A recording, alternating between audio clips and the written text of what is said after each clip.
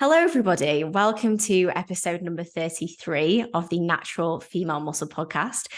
For this week's episode, we are joined by Lara Uebelhart. And you will all probably know Lara best as being Lara Grows on Instagram, somebody that I've been wanting to have on the podcast for a very long time. Lara is a very influential figure within the female natural bodybuilding industry, and somebody that I've always really, really thoroughly enjoyed following along, both just with her overall process with bodybuilding, but the way that, she really shares a very real experience with bodybuilding itself and with life in general. So many of you that follow Lara already will know what I'm talking about. Lara competed for the first time in 2022, so last year, as a figure athlete, where she had a really amazing first season, bringing home top 3 placings at both the PCA first timers and the SNBF, which are 2 extremely competitive shows. So she was super fiercely competitive in that first season. But aside from being a competitor, Lara is currently studying a bachelor's degree in cultural anthropology and media studies, whilst also engaging in other work passions through lifestyle coaching, posing coaching, and so many more interests as well, which is also a really important part of who she is and something that I'm excited to talk about more today as well. But yeah, aside from that, thank you so much for coming on the podcast today, Lara. I'm super excited for this episode. Thank you so much. I'm a little bit speechless about that introduction. So many nice words. Thank you so much. Yeah, I'm so excited to talk about anything we can cover today.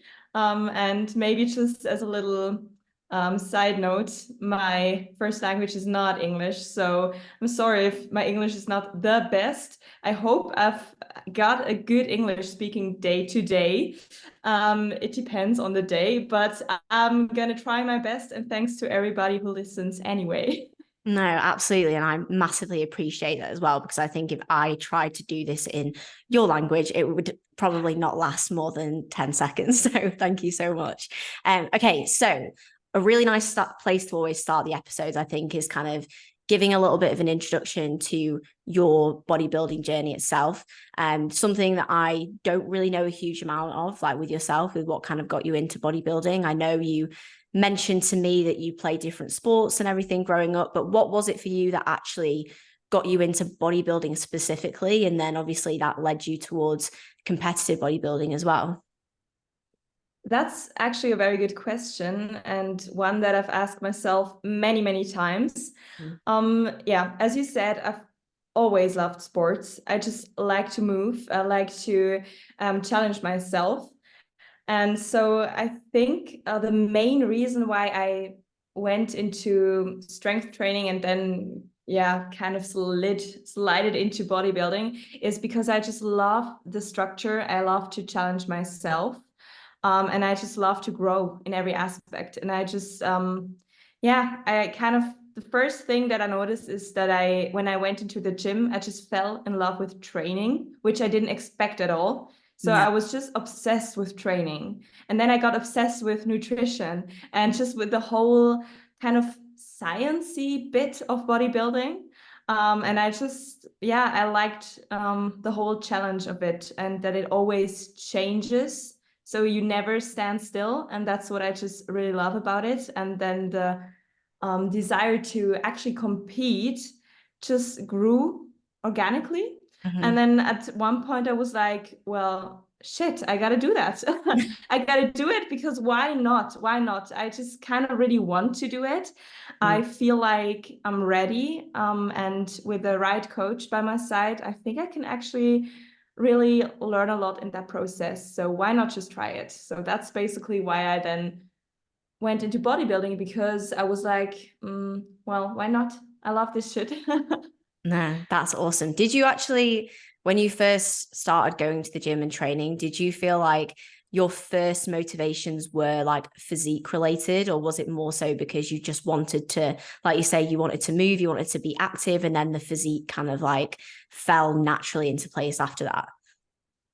Yeah, it's more the second thing you mentioned. I think I was searching for a new challenge because I've had done many sports. I was still playing volleyball at that point, and I continued to play volleyball for like 1.5 years despite being in the gym 4 times a week. So I was just kind of searching for something new, a new challenge. And then I was in the gym for a while. And then I also noticed, of course, the physical changes. At the beginning, it happened so fast that it's the beautiful phase where you make all the newbie gains and you also get strong real fast. And I was kind of addicted to just getting stronger. It was not so much about the physique itself. It was more about realizing how much stronger I can be and just not seeing an end to that. So yeah, it was mainly that. And then, of course, with bodybuilding, when I really started getting into the bodybuilding aspect of things, I realized, okay, I kind of like this artistic way of building your body and just being like, yeah, like an artist building something. And then I got a little bit hooked to that. But it was always more about the challenging myself, I guess. No, that's amazing, because that's the root of bodybuilding, like at its heart, is like challenging yourself, improving yourself, and enjoying that journey. So yeah, that's amazing. And what actually was it that then, when you decided that you wanted to compete? Because this is a process that a lot of, I mean, females especially don't really know like where to go, what to look for. And sometimes a lot of females like bypass finding natural bodybuilding as well, because it's not so common. So usually the people who do fall into natural bodybuilding are the people who have friends who've competed naturally, or they know someone. So like, what was it for you that allowed you to find natural bodybuilding? And of course, like finding Sandro as well, and somebody who works with natural bodybuilders. How did you end up falling down that route?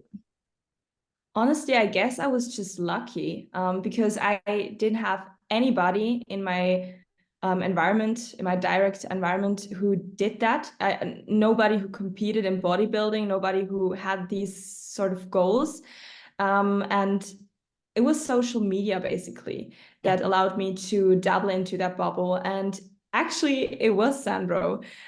He was the first bodybuilder I ever followed on social media. And it was just kind of random. I just saw his training videos back then. And I think at that point he didn't even have like 5 clients or something. He was just starting out himself. And at the beginning, I was like, who is that weird dude training like that and making these noises? Yeah, so I thought it was so weird, but I was fascinated. And then I think with time, I just found more people on social media. And then I just kind of had the luck to find natural bodybuilding first. I was never interested in the Arnie type bodybuilding. I never really looked up to that. I was never really interested in that. But then I just found this natural bodybuilding bubble, and then I found this Vienna bubble. Maybe you're aware of that bubble Yeah. around Vienna. And then yeah, via social media, I followed more and more people, and then I saw, yeah, what bodybuilding could actually look like and how these people actually train and structure their day and their nutrition. And I was like, okay, I think that's pretty cool. Maybe I can do that too. And then it kind of got more momentum when I then started with Sandro as my coach. Yeah. He was a very big influence, and he still is 2.5 years later. He's still my coach, and he still is a big influence in my whole bodybuilding journey. And yeah, so that's how it grew. So social media was a very big factor in that. Yeah, it Still shows how is. much it can be so positive when you use it in that light, especially like with the natural bodybuilding scene, because it's such a small niche. As much as we think it's like this big community because we know everyone so well, like it is, there's so few like natural bodybuilders in the grand scheme of things. So to meet people like that is just game changing. And I think you made a great point with the sense that like when you started with Sandro, he only had maybe a few clients at that point. And it's obviously he's grown into such a successful coach. But when you almost like find someone like that, it's kind of like hitting the jackpot, because you find somebody who is so passionate about what they do, but also wants to give you so much time, particularly at that point in their coaching journey. And, you know, that clearly has made a huge difference for you with what you've been able to get. And I know that the relationship you've been able to build with Sandro has probably been like game changing for your bodybuilding experience. Yes, 100%, definitely. That's awesome. I don't know if Sandro actually ever brought this up with you. I doubt that he did, because most coaches who have a smart head on their shoulders will know it's not an issue. But because you have been vegan for, I believe, 4 years now?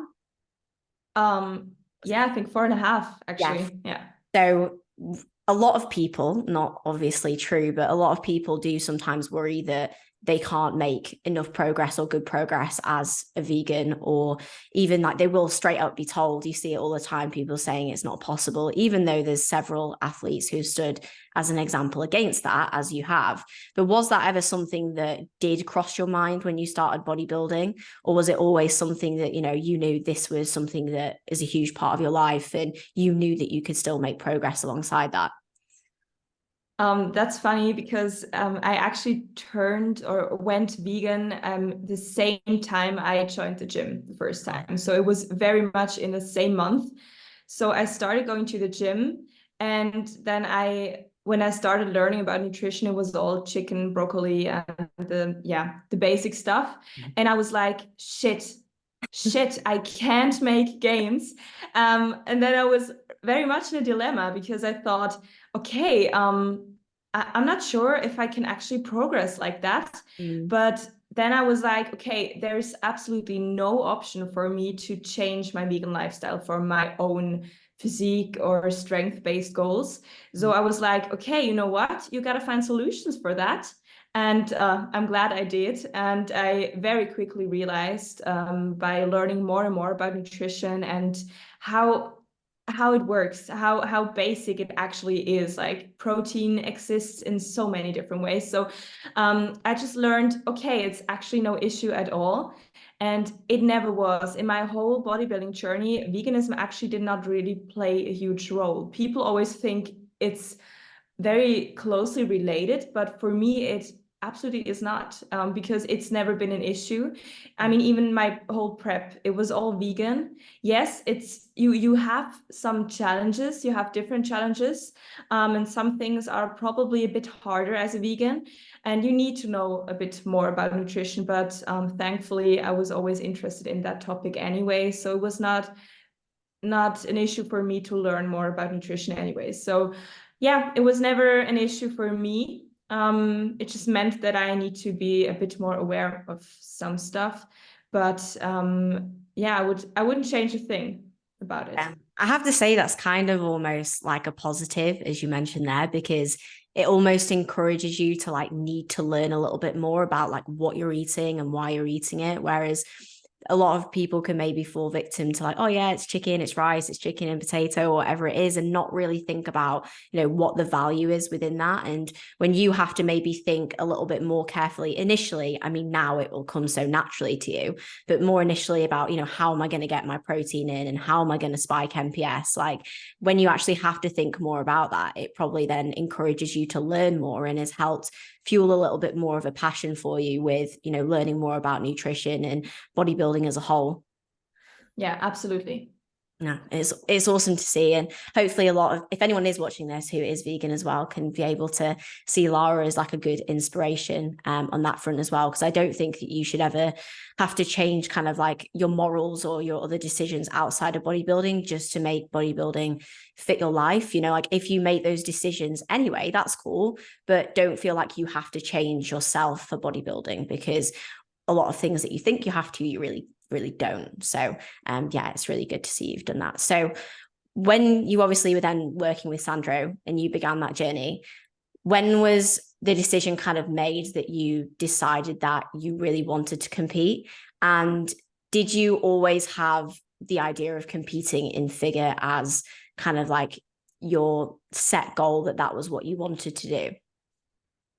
So I started the coaching with Sandro in July 2021. And when I started with him, I already had this goal in mind, but it was not really clear when it would happen. And then we talked about it and we were like, okay, you know what, let's just see, let's build a bit more and then strip back and see what kind of muscle do you already have? Could you compete quite in a near future? And then we just kind of went with the flow.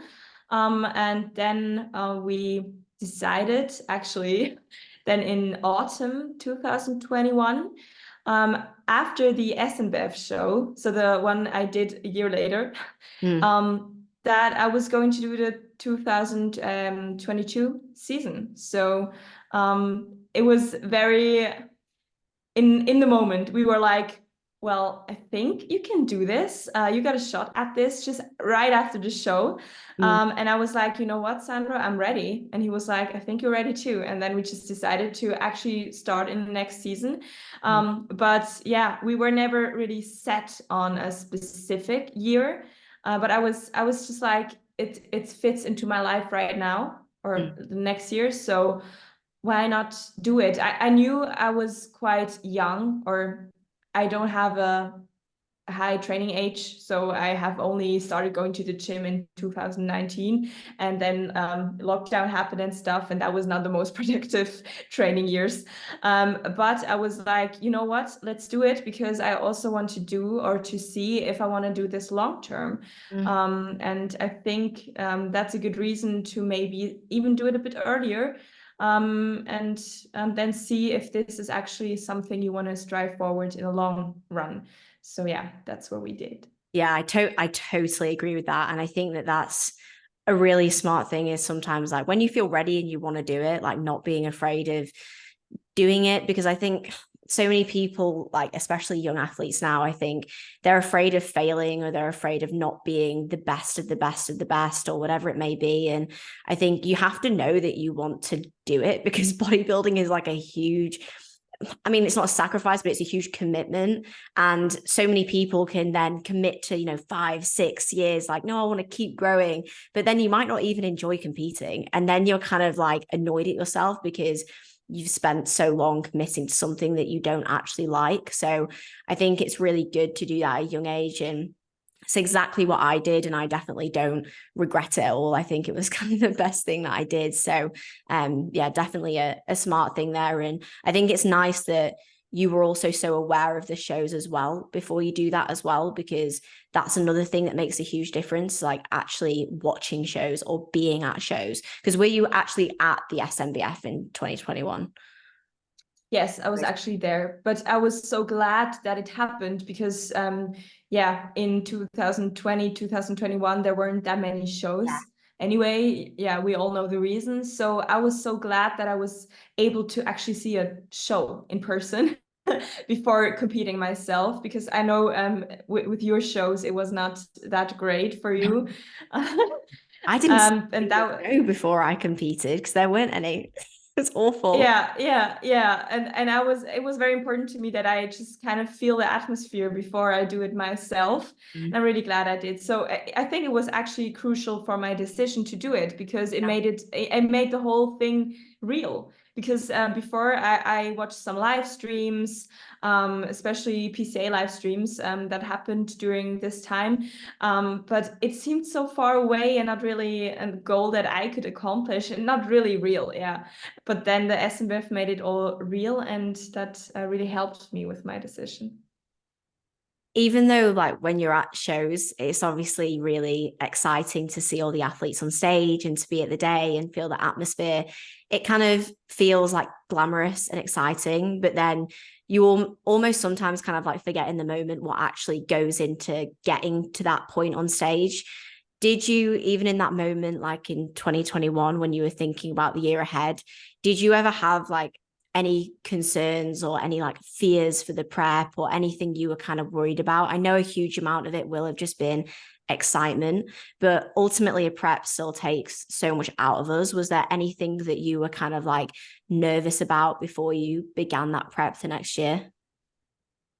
Yeah, I think it's very important to to think about the downsides, because we all know it's just an extreme sport somehow, and your health will suffer, and that's not just your physical health, it will also maybe be your mental health.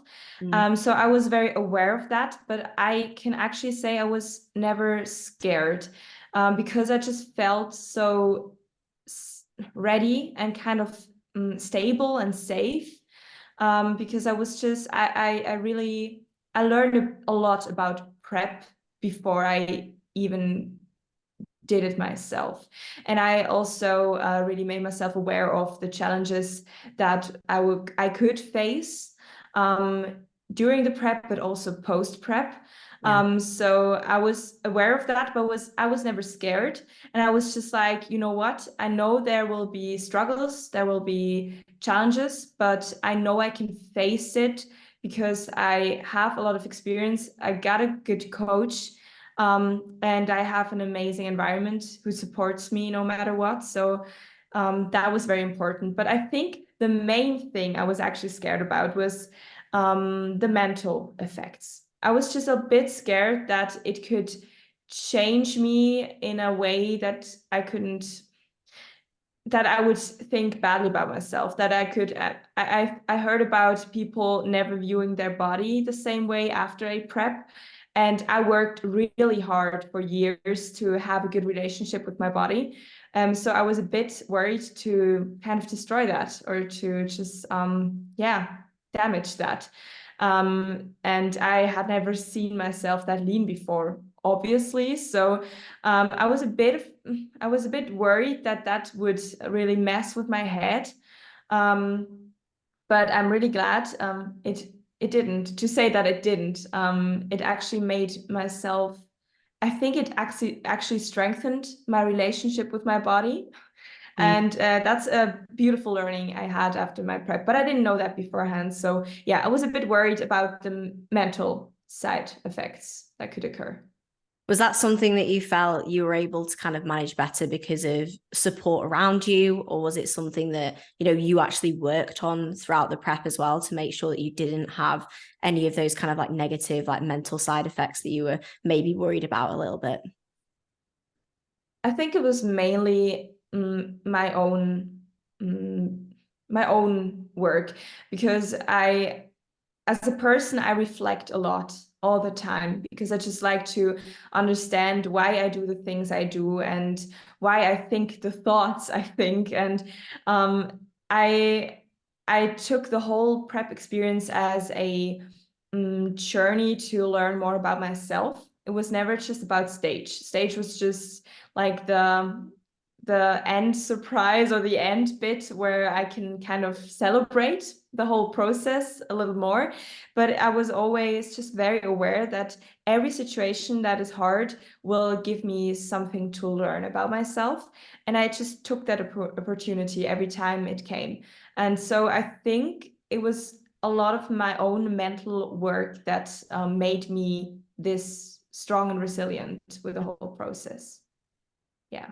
That's awesome though, because like that's a huge way that I like to view bodybuilding as well, because that's one of the most amazing gifts that I think you can get from bodybuilding, and like with anything in life as well, but bodybuilding specifically really challenges in that way. And I think it can go missed by a lot of people where, they see the challenges and they're just challenges and they're just negatives, whereas there is so much positive that you can get out of that when you like view them as lessons or things to learn or things to develop from. So yeah, it's really nice to hear that you were able to get that experience, but I'm sure there were definitely still a lot of challenges still along the way in that prep.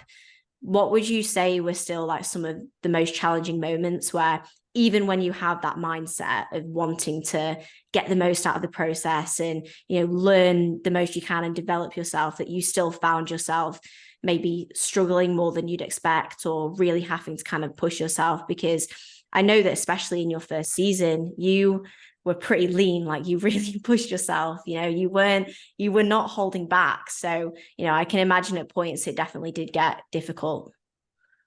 Yes, of course. Of course it did. I'm just human as well. So for me, the hardest parts were actually in the end. The shows were very hard for me, and the in-between shows as well. Mainly because it was at that point, I was just exhausted. Of course, I was exhausted. And traveling is always a lot of stress for me. Even when I got a lot of nice body fat around me, I'm always very stressed about traveling. So it did not get easier being stage lean. And it just came with a lot of, I had to just plan a lot and just get my life in order. And I think when you are just very lean, and your brain is not always functioning that well, and you just don't have that energy anymore, it all gets harder. It all gets harder. Every little detail gets harder. So I think the shows, sometimes I really had to find the place in my head where I can actually enjoy the whole process at that point, and to really enjoy the moment of being, I mean, on stage you forget everything anyway, so that was never the problem, but around the shows that I can really enjoy that was kind of a challenge sometimes, but I'm really glad to say that I could enjoy my shows as best as possible. But at that point, I was also struggling a little bit physically, because my body was just tired, because I was lean quite early. I think I was almost stage lean like 10 weeks out. Yeah. And then at the end, my body was just like, nope, sorry, but what are you doing? So I felt that I at the end, I couldn't really walk that well anymore, because I had some nerve damage in my knees.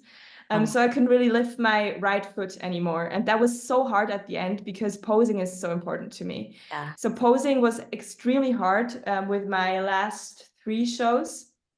And that also messed with my head a little bit. And that's when I started to kind of worry a little bit, because it was hard physically, but I could really deal with that. But then I started to struggle mentally a little more. And then the last show, I was really like, hey, I'm enjoying this, but I'm really okay with ending now and just recovering and getting back to health, because this is not a state I want to be in anymore, and that's not worth it anymore. But I was so happy still that I did it, and I don't regret a thing. But I think I just really saw my boundaries at that point. It was very clear that my boundaries were, they were very much there. That was a hard bit for me. Did a lot of the, like you mentioned, obviously the knee damage, was that with training obviously taking so much of a hit as well towards the end of that prep?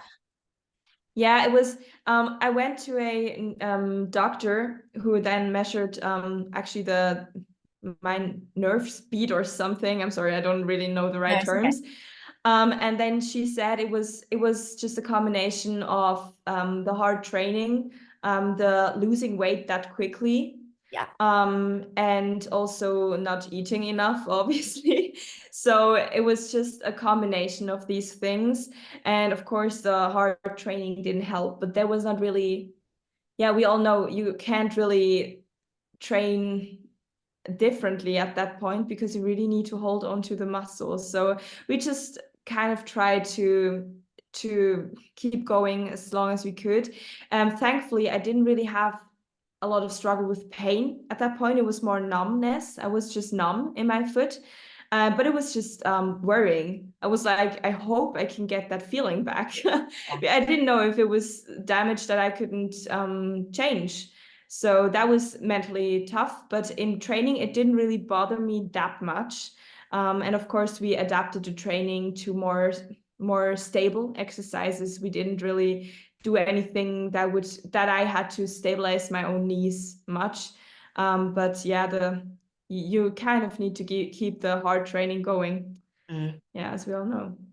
Even like towards the end of those like seasons, when you're kind of doing show after show and just kind of holding condition and trying to get through the sessions, did you feel like you had to kind of change your mindset and your outlook at that point? Because I personally found this like kind of quite hard, even just doing the one show, is when you like enjoy bodybuilding because you like the idea of moving forwards and progressing. And sometimes when you get to the end of a season, you kind of see your look either just stay the same or get worse. And then your training is also getting worse. And then you feel worse at points, not always, but sometimes. Like, did you kind of like really have to move your mindset around at that point to kind of focus on just getting the job done and then looking forward to off season from there? Yes, absolutely. I think most people struggle with that because, yeah, as you said, you kind of feel stuck at some point, and you also just start to worry, am I just getting worse and worse? Because your head is just not, your head doesn't work anymore. So you think you just start look worse and worse because you just don't see many changes anymore. And you just also, because you are so tired, you maybe even really start looking worse. I Yeah. think that happened a little bit for me, but I realized that I just have to find some peace with that, because no matter how much I worry about it, it won't change a thing. It will only get worse if I stress myself out more. So I was like, you know what? The time to grow again and to get better, it will come anyway.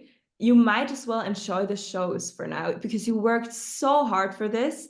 And this is the part where you actually just get to enjoy and present everything you worked so hard for. And that's what helped me. I was like, you know what? No, there's gone so much work into this, and I really deserve to enjoy every little second of this. And the time to grow again, it will come. And I was just I was just looking forward to that off-season phase. And that helped me push through the last weeks, I think. Yeah. Do you think you would still do like the same amount of shows that you did that season again when you compete in the future? Because obviously, like you said, it's a lot of traveling and everything as well, which I think sometimes in the UK, we kind of forget how lucky we are with the amount of shows that we have so locally. Because like your first show was PCA First Timers, which was over here in Birmingham. Like you don't have a show that's just, you know, an hour down the road that you can do every other weekend. You know, there's like, you've got to travel and you've got to plan those things out. And as you mentioned, that maybe took a bit of a hit on how you felt, because traveling in itself is stressful, never mind traveling in stage conditions. So would you like want to repeat that kind of experience of doing multiple shows, or do you think that, you know, when you do decide to get on stage again, you'd maybe do slightly less? I think I would. I think I did 4 shows, and I think 4 shows are kind of the sweet spot. Yeah. Because you just, especially as a first timer, you can just learn so much by doing, especially by doing different federations, by doing different kind of shows, because PCA and SNBF, that's a whole different story. And I really value both experiences. But I think what I would do is just plan my trips a little better, and just to plan more in advance, because you haven't mentioned that, and I think some people are not aware of that, but I changed my show plans pretty spontaneously because I got the invitation for the PCA finals. So I kind of changed my plan to do the PCA finals, which I originally hadn't planned to do, like 1.5 weeks before that. So I was like, let's do it. And I traveled to the UK on my own, absolutely on my own, at stage condition after two shows, and I organized the whole thing by myself. I worked at that time, so I just took the days of the show off, but it was so stressful because also the semester had already started, so it was just a bunch of stress. Yeah. I mean, it was a bit of a crazy idea to do that. But I think that's the main reason why I did, because I just wanted to do that for myself. I was like, you know what? Let's have another challenge. Just travel to the UK on your own, do this big, massive show as a small, natty figure competitor, and just do it. And it was the best thing I did. It was very exhausting. I'm not sure if I would do that again, Okay. but it taught me so much. After that experience, I was like, if I could do that, I can do anything. So I'm really glad I did that. But it was definitely a mess. So I would plan my shows a bit better so that it's just less stressful for me, basically. Because was that when you were meant to do WMVF Germany as well, and then you decided not to do that? Yes, exactly. Because it would have been a week later as the SNBF. And I was just like, you know what? I'm going to wrap up my season after SNBF because I'm done. But then, okay, I can do the PCI finals. Then I still have 4 shows. Yeah. So that's how that happened. What would you actually say then was some of like your highest moments or obviously best experiences within that prep as well? I think you touched really well on saying how it's good to experience different federations as well and be able to see how the shows are run. So what would you say were kind of some of your best moments and your best experience competing with those different federations as well? So I think most first timers will be able to relate, or all competitors who, everybody has competed for a first time. The first show is always special. So the first time show, I will never forget these experiences because it was just, everything was exciting. Everything was new. I had no clue what was going to happen. I mean, I had some clue, but you don't know if you don't do it. And I was so positively surprised by all the people and just the warm welcome in the UK as well. And how much I felt appreciated as an athlete when I did that show as the first one. And I really, and then just getting that third place in my category, I never expected that to happen. So I was like, excuse me, what? But I was very pleasantly surprised by how well that whole show was run, how amazing the staff was, how amazing the other athletes were with each other.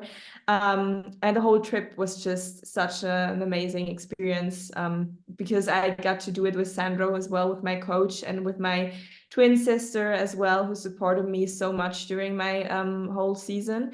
And that, I think, that's maybe something also worth mentioning. The season was so amazing because of the whole people I had around me.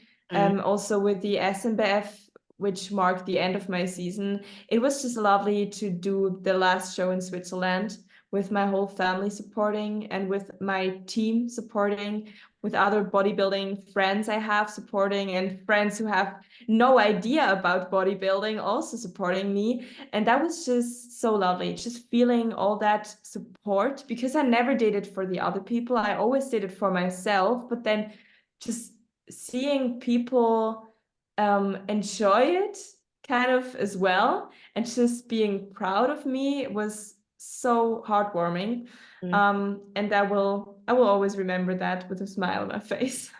No, it's amazing because it's like, for the most part, bodybuilding is such a solo sport. Like, you work away on your own, you do everything on your own back, but you get those show days or you get those moments where you get to really experience it with others. And it's so special. And it's been really nice to see you obviously do that with your twin sister this year as well, because your twin sister Anna, she's called Anna, correct? Yeah.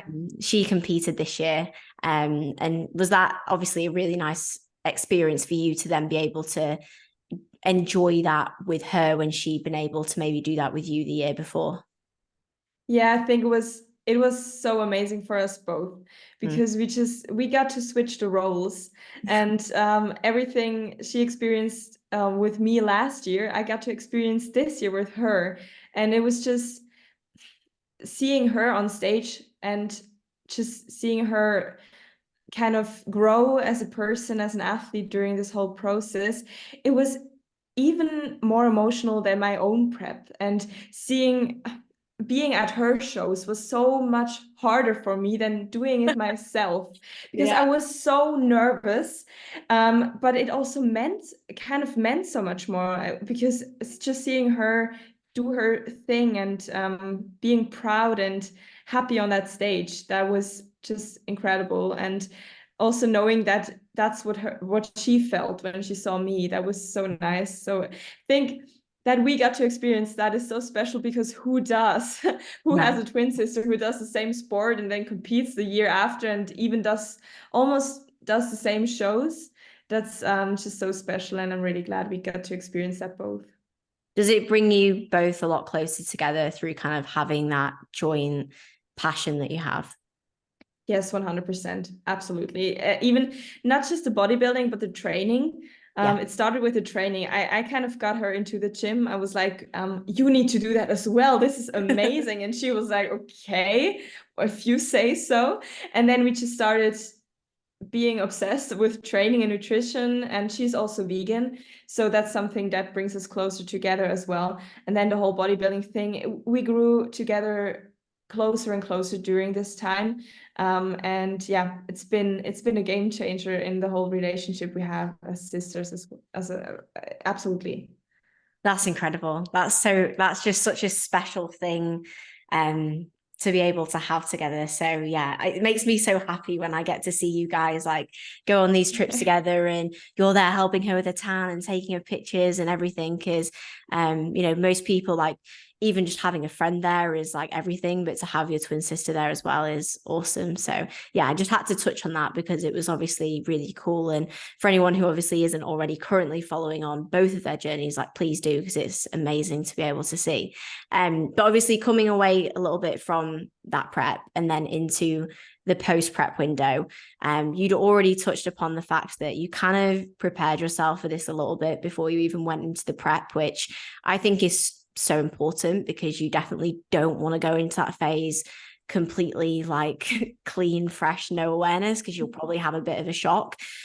How did you find that phase for yourself? Like, how was the recovery stint for you coming away from that kind of like long prep and also from being, as lean as you were at that point as well?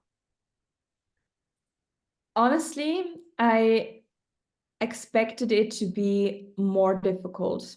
Okay. And I expected other challenges than the ones then I got. The gaining weight process and seeing my body change was never an issue for me. I was really grateful for just putting my body into a healthier spot. I was almost a little bit impatient because I was like, I just want to be massive again and feel amazing. And then like 2 months after my prep, I was still just feeling like a small child in training. And I was like, why is everybody talking about being having these amazing sessions directly post show? Yeah. It was not like that for me. I just took my time recovering. But it was just the right approach for me. I was lucky to kind of find the perfect post prep approach for me the first time I did it. I think I can really say I was lucky because some people just they need to do trial and error, and sometimes there is more error. And for me, just the way I approached it with Sandro as well, and just the way I wanted to do it was the right way for me. So we gained pretty in a good rate, but very controlled. And I really stuck to my structure at the beginning, but then I reintroduced some flexibility just from time to time. And that worked so well for me, mentally and physically. So I think I was just able to have a very good phase because I chose the right strategy for me, and Sandro chose the right strategy for me. We kind of decided that together. So it was challenging just because the main challenge was kind of coming to terms with everything I've experienced because it was just so much. Yeah. And I was like, I felt behind with processing every experience I had in that year. And I felt like months after, I was not ready to say I processed it all. It was just so much. But that's okay. That's okay. I think being patient with yourself in that phase is incredibly important. And I'm glad I managed to be patient with myself. I think that's helped. That's helped a lot, definitely. Do you feel like having that approach as well helps you a lot from a hormonal side of things as well? Because I think that's a huge thing that a lot of females struggle with afterwards is just getting like their actual hormones back to the normal baseline levels that they want to be at. But often the hardest thing that a lot of people don't want to hear is that it is just being patient and being persistent and kind of letting your body naturally come back to a healthy spot. Was that something that kind of helped you on that side of things as well? Well, I'm not too sure about that actually, because I think hormonally, I'm honestly still not at the point I want to be at. But it's very, as we all know, this is so individual. And for me, I'm gonna talk about my period for a second. So if anybody finds that triggering, I'm sorry, just so you know. But I lost my period actually in my pre-prep diet already and never gained it back since then. So I haven't had a natural period since my pre-prep diet in 2021. So that's a long time. And that's not good. That's really not good. So I'm still kind of trying to figure that out. And yeah, I think I'm not sure if another post-prep approach would have helped there, No. because yeah, gaining weight rapidly has other health effects that Yeah. I don't want. And I think for me, it's just really a case of being patient and just finding other solutions. I gained all the fat tissue I need to have a healthy hormonal system, and that's just not enough for me. So that's still a journey I'm on. But I think like for my health, it's been very good. Also, my mental health, that it was not too drastic. It was very, it was slow, but I also didn't stuck to this lean state. I really gained, but I gained controls. So I think it was actually, for a health standpoint, it was very good. But yeah, hormonal health is just so complex. I'm still trying to figure that out for myself. No, I really appreciate you opening up about that as well, because you definitely did do all the right things when it comes to, gaining body weight post show, and, actually gaining body weight more aggressively is the one thing, like you said, that actually limits your ability to get your cycle back even more. So, I think a lot of females find themselves in positions around bodybuilding in general when we're pushing body weight, pulling back body weight. Everyone has a very different kind of like hormonal resilience to like different phases. So like some people will go through prep and they won't lose their cycle at all. And then they'll tell everyone that, if you're losing your cycle, then you're doing something wrong. But that's not the case. It's just that some people have different resiliencies through different phases. And I think that you can very much kind of question yourself that you're doing the wrong things or not approaching things right. But I think knowing that it's okay that sometimes those things might happen to you, or you might be in that situation. That's your experience with what you're going through. And I think a lot of people will find that very relatable. So yeah, I really appreciate you kind of like sharing that as well. No worries. I think it's very important to talk about these topics because we all have our different journeys, but it helps to know that you're not alone if you're struggling with something similar. Absolutely. I think coming away from that a little bit and just kind of touching upon, well, we kind of touched upon body image a little bit there, and how you definitely manage that phase well to keep a good body image. And that's always something that you've worked really hard on. And I actually saw a post that you put on your story. I think it might have been, it was either yesterday or the day before. And it was a kind of a picture. I think it was a picture of you and Sandro maybe looking at another athlete. And you kind of said on that how it's okay to basically admire other people's progress and other people's physique without it needing to cause you to feel bad about your own physique, or for you to feel comparison to that physique. And I think that's such a strong message that goes really amiss in life, let's be honest, but definitely in bodybuilding, where people can't be happy for others or to appreciate something else that somebody else has achieved without instantly thinking that it's a negative reflection of them. And I didn't know if you wanted to kind of open up about your thoughts on that a bit more, because I do think it's a topic that a lot of people could benefit from kind of appreciating a bit more. Yeah, it's just something I've learned over the years myself, and something I stumble upon in my own coaching as well. So often that people just they it's so often it's just a shift of perspective. It's not about your body being wrong, but it's about you kind of looking at it the wrong way. And I think we hold so much power in our own minds, and we need to acknowledge that to develop that skill. And I think, yeah, self-acceptance and self-love is something you need to work for. It doesn't fall into your lap in this, especially as a woman, somebody who's grown up as a woman. It's not even just women, it's everybody. We just learn to kind of look at other people and strive for their goals and their stuff, and sometimes we forget what we actually want and what brings us joy, and we get lost sometimes. And I just think it's so important to reflect on that, like how do we compare ourselves? Because I don't think comparison is a bad thing. I don't think admiring others and thinking other people's and bodies are beautiful is a bad thing. I think that's so amazing. And I'm really sad when people are like, yeah, don't look at other people and don't compare yourself. You can compare yourself, but look at them as inspiration and not as competition. Life is not a competition. Yeah, that's maybe a bit weird saying that as a competitor, but it's really not about that.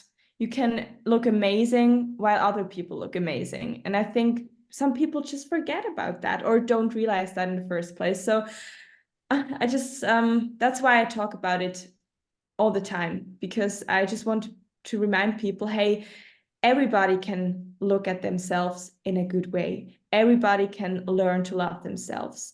You just really need to shift your perspective. And I think that's what I'm trying to bring across with my messages on social media, with my content. I'm not sure if that answers your question because I digressed a little bit.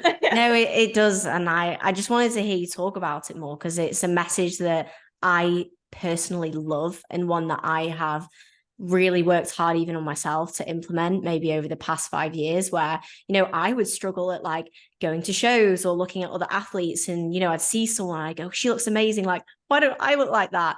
And now I don't do that at all, and instead I can have that ability to appreciate and feel inspired without it being a reflection of myself. But I see it all the time, and especially in my own athletes that I coach, and I'm constantly trying to kind of guide them through that journey. But it's such a natural instinct that I think from like the beginning of time, like humans have learned to use comparison to help them to evolve.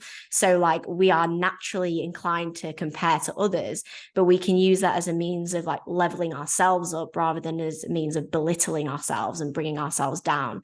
And that ultimately just helps you to enjoy bodybuilding more, which is something that you definitely stand as a great example for, is like truly enjoying bodybuilding for your own experience, which I think is really important.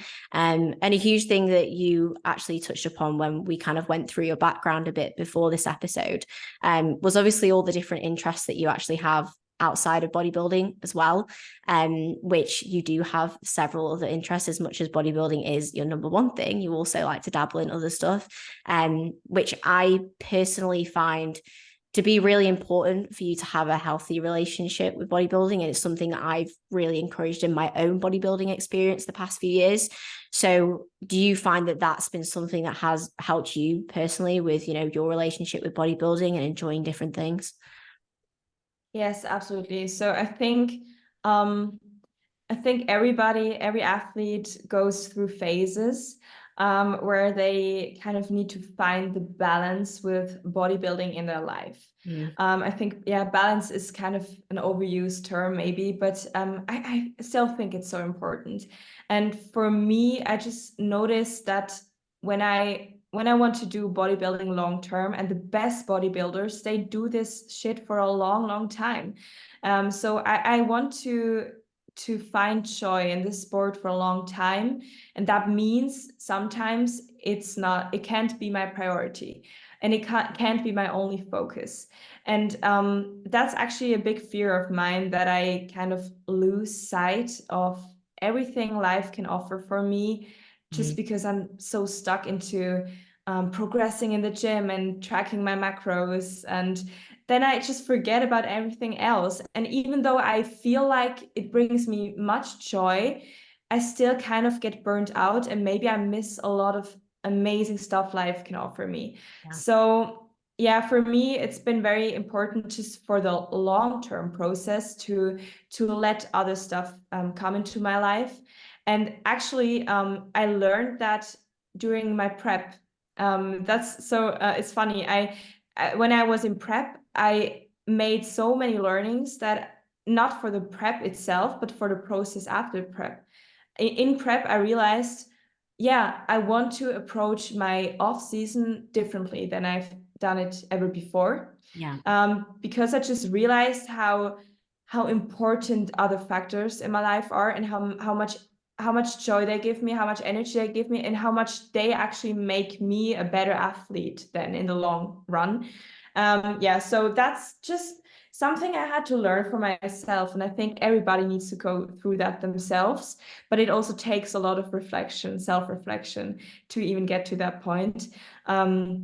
But yeah, I think it's just crucial to not get burnt out as a bodybuilder, to find balance. And it looks different for everybody. Some people can be very immersed in the process of being a bodybuilder and never get burnt out and just find so much joy they don't care. And for me, I just realized I need other stuff in my life, because I'm so much more than a bodybuilder. I have so many other interests, and I think I got so much more to give in different areas of my life. And yeah, so I think that enables me to be a better athlete as well. Yeah, absolutely. And I think it's really important to be able to do that when, I mean, in all points of your bodybuilding journey, but especially when you're in the younger stages and also when you're a younger athlete, because when we're young, we sometimes don't see everything that is on offer to us, like in the world. Whereas sometimes when bodybuilding comes into your life, later on, you have things a little bit more figured out. And when you're younger, you kind of trust what everyone says around you. And I was very much in that position where, you know, I was surrounded by people who were like, bodybuilding has to be everything. Otherwise, you will never be kind of successful. And, you know, you're kind of naive when you're young, and you can basically believe what everyone tells you. And, you know, that's why taking time on your own to actually figure out what works well for you is important. And definitely, as you mentioned, having like the prep as well when you're younger, you kind of view things through a different lens. Like you're able to see things slightly differently, particularly like being in the prep and then thinking about the off season.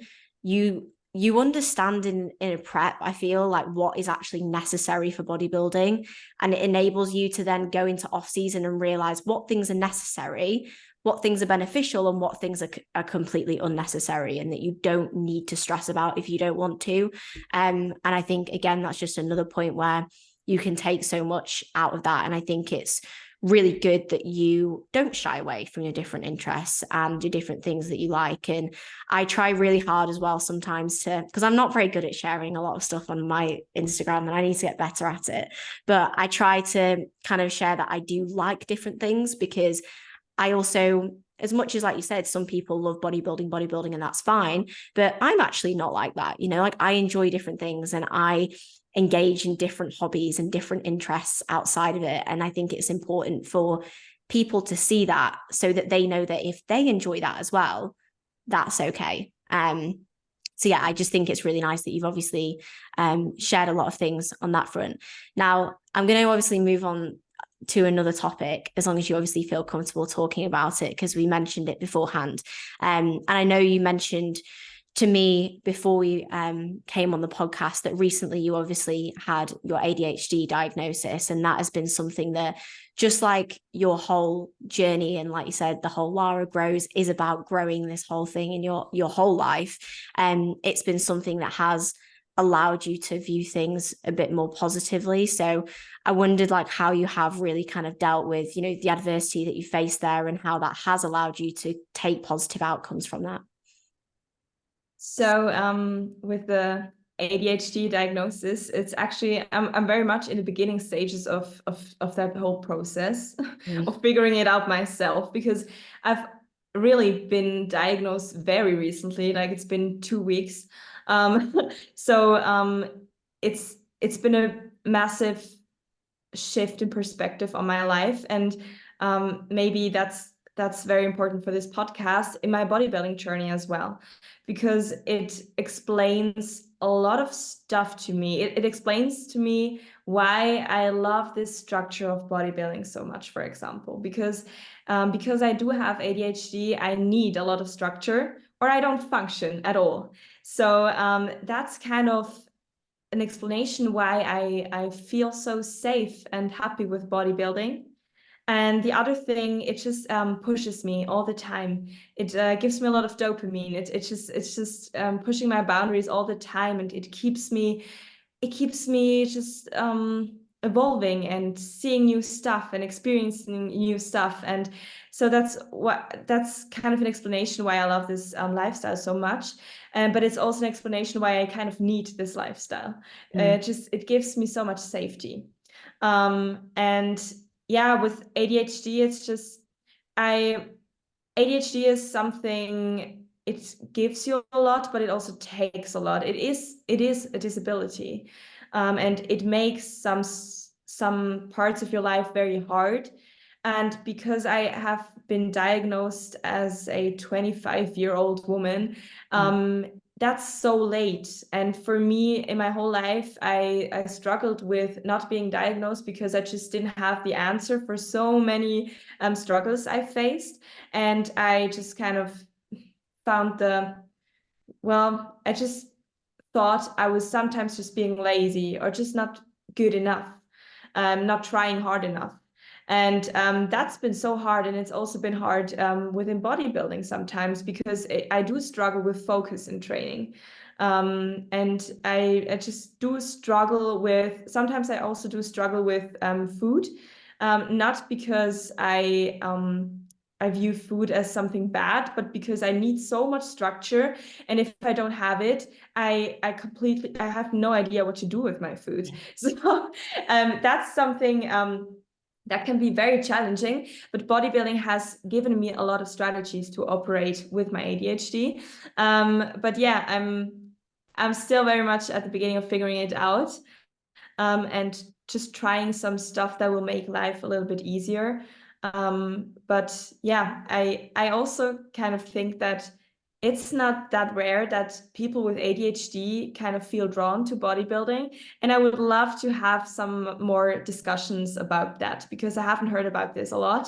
But I think it's a whole new topic that we need to talk about more, because ADHD needs to be talked about more, because there are so many, especially women, who are not diagnosed and who have no idea that it affects them. And it would just relieve a lot of shame and a lot of just very negative thoughts about themselves, if we would talk about it more. Yeah. Yeah, I really appreciate you opening up about that. And I think it is such an important topic, like so many other things. It's like the more that we talk about them, the more that more people can be helped in those situations or feel comfortable with, what their experience is and what they're going through, and understand themselves better, rather than, like you say, kind of feeling shame or misunderstanding themselves. Because, it's ultimately more about understanding you more and understanding like what makes me and what allows me to then have my best lived experience with everything that I do. So yeah, I really appreciate you kind of touching upon that. And when it's obviously been so soon as well. And I'm sure that you will hopefully be paving the way with obviously sharing more on that and helping other females and people within the industry who maybe experience that as well, because it is definitely super important. But in terms of obviously where you're at then now and how you feel about everything kind of moving ahead, I think you said you're in maybe a little bit of a diet phase at the moment. How are you feeling with your bodybuilding goals at this point, now that you're, a year into your off season, running a bit of a diet phase now? What's your view like now in, your next competitive goals? So the thing is, yeah, I've been dieting for the past, I have no idea how many weeks. It's been a long time, actually. I've started in mid of September or something. Okay. So I've been dieting for a while now, and it's been pretty enjoyable. Yeah, the last few weeks, the diet has really started to kick in, but like in a good way. It's just, I'm really enjoying the diet grind. But yeah, for me, my bodybuilding process at the moment is actually I would say it's a lot about finding joy in my process and learning learning how I want to approach it for the future, because I feel like I'm still learning so much about myself and about myself as an athlete, and I'm not in a rush to compete again. I think directly after stepping off stage, you're like, okay, I want to go again in maybe 2 years' time. Yeah. Especially as a natural, you won't say next year, you will say in 2 years. And so when I stepped off stage in 22, I was like, okay, I need to really grow. Like, I'm small and I'm aware of that. But I think I have a lot of potential to grow because I'm just so new in the sport and I want to do it anyway. So let's just keep growing. And then I was like, okay, maybe let's do 24. But then a few months later, I was like, no, I'm absolutely not going to do 24. I'm going to be still this small. So then I shifted to 25. And that's still kind of loosely the goal, that I will step on stage in 25 again. But honestly, I'm only going to step on stage again if I think I've actually grown a decent amount. And also if my life just feels like I'm at that point to prep and enjoy it to the fullest. Because I don't want to prep to just prep. I want to have an amazing process when I prep, because I don't do it for the placings. I don't do it for any outside validation or anything. I really do it for myself. And I want to make it a priority when I do it. So if my life allows it, I will prep again. But if my life just kind of doesn't have the space to do that, I would just keep growing, and that's totally fine for me. So I'm not really married to a specific year. I will just see how I grow, how it goes, and how I feel at that point. Then when I decide to compete again, but I'm pretty sure I will step on stage again because I love it. I love the whole process. I love the stage as well. I love the posing. Of course, I'm a posing coach. I really enjoy the posing so much, and I want to do that again. I want to bring an improved package as well. I kind of want to do this Lara Grows 2.0. I think everybody kind of wants to do that. Yeah. Yeah, so let's see. But I think for the current phase, sorry, I don't know where I went, but for the current phase, we will wrap up the diet phase pretty soon, probably just right before Christmas, and then yeah, we will get to growing again, and then I actually really want to try some new nutrition habits. I want to do it a more intuitive approach with nutrition, because I've been macro tracking for years now. Yeah. And I just kind of want to try something new, not just for myself as an athlete, but also as to kind of experience that as a coach, just to learn more about that. So I'm very excited to do that. No, that's awesome. I really like that you don't have, not in a weird way, but I like that you don't have a set date or like any year that you're kind of like pressuring on yourself that you're going to do this and that. You're just kind of letting your bodybuilding process like run its course, do its thing. And that's such a great message to give anyway, is that, you know, when the time is right, everything falls into place, because there's so many things that go into kind of having a good prep or it being the right time to prep. It's not just about your physique. It's not just about the shows. You know, it's about your life as well and where your headspace is at and when you feel ready to do so. And, you know, that's never something that has to be rushed. That's never something that has to have, you know, a time constraint on it, because, you know, bodybuilding is like always there and the stage is always there when you want to do it. But, you know, actually just enjoying bodybuilding aside from competing as well, and like relishing in that, making the most of that, is something that is always amazing to experience as well. Because I kind of feel like a lot of people assume that having time away from competing is like, it's like a bad, not necessarily it's a bad thing, but it's like really difficult, and like it's a struggle to be like, oh, you're waiting all that time. It's like you can have so much fun and not step on stage. Like that's actually really enjoyable. So yeah, it's really nice that you're obviously just kind of enjoying your process at the moment. And I really enjoy just following it along. And I know that so many people will as well. And I often say sometimes at the end of these episodes, like, oh, I look forward to seeing when you next step on stage. But, I just look forward to following along your journey. And I think there's so much to be gained from just following along someone's journey when they're not competing, because I think so many people do that. They only pay attention to an athlete when they're prepping and then they've done their last show, or I don't really look at their posts anymore, or I don't follow them, or whatever it may be. But those are really important parts to follow people. Yeah, something that I'm just looking forward to see more of. I know many people will as well. So thank you so much for obviously delving so much into your journey and your mindset and everything today. Has been amazing. So do you want to let everyone know where they can find you on Instagram? You can plug any of your different posing or coaching or anything like that as well. Yes, of course. Yeah, thank you so much for your kind words. It's been a pleasure talking about all of this. And honestly, it's been a huge honor to come onto this podcast, because there have been so many amazing women on this podcast. I mean, besides you, of course. And it's just an honor. It's really an honor to come here and talk about bodybuilding and everything. Yeah, so thank you very much. Okay. So my social media, Instagram makes a lot of sense because I don't do much else. I'm too old for TikTok already. So I'm I'm Lara.Gross on social media, Instagram. And I do posing coaching via Progressing Posing. That's how it's called. But you will also find it if you just go through Lara Gross. And that's actually pretty much it.